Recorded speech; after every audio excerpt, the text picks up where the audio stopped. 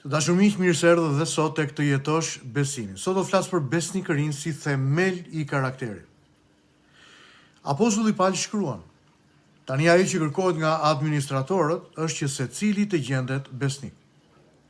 Në historinë botërore, një shembull i jashtëzakonshëm i besnikërisë është gruaja me emrin Florence Nightingale, gruaja që ndryshoi historinë e infermierisë botërore.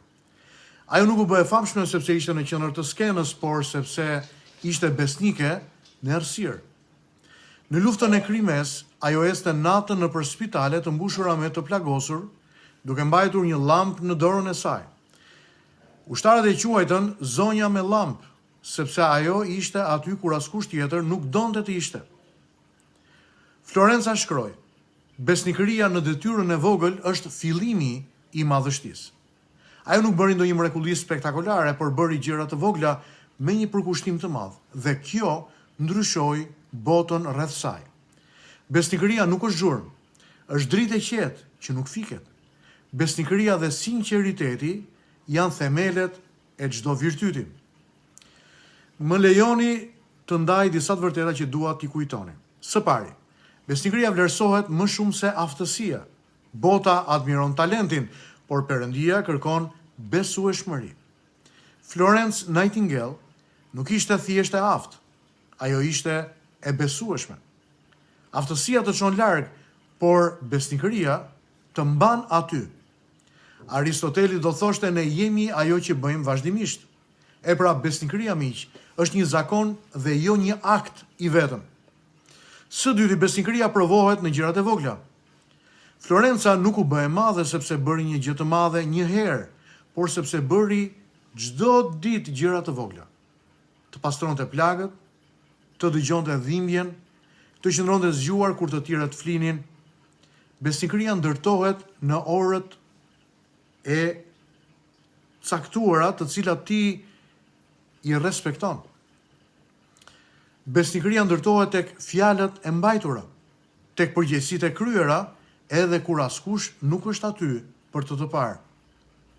Seneca do thoshte fati u buzëqesh atyre që janë të përgatitur, dhe në thelb, besnikëria është forma më e thellë e të qenurit i përgatitur.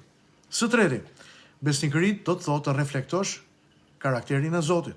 Zoti është besnik, edhe kur ne nuk jemi. Ai nuk ndryshon qëndrimin sipas rrethanave.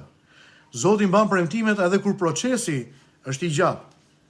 Kur jemi besnik, ne bëhemi pasqyrë e Zotit në botën tonë. Pyetjet që dua të ndaj me ju sot janë personale. Ku po më thërret Zoti që të jem i qëndrueshëm? A jam besnik në detyrat që duken të vogla dhe të parëndësishme? A vazhdoj të bëj të mirën edhe kur askush nuk më vlerëson? Besnikëri do të thotë të mos dorëzohesh kur lodhesh, të mos ndryshosh qëndrimin kur nuk ka shpërblim të menjëhershëm, të mos heqësh dorë nga përgjegjësia sepse mungon duartrokitja. Ndoshta sot Zoti nuk po të kërkon diçka të madhe.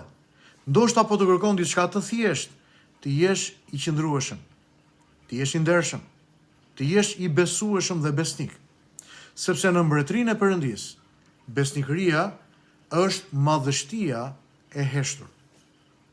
Le t'i lutemi Zotit së bashku. Atë qellor të lutem, formo tek unë një zemër besnike, të ndershme, të qëndrueshme. Më mëso të jemi qëndrueshëm në detyrat e vogla dhe në përgjegjësitë e përditshme.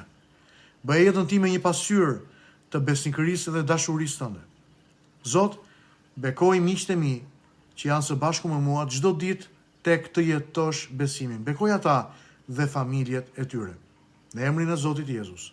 Amen. Miq, takohemi sërish nesër me zi presh tek Të jetosh besimin.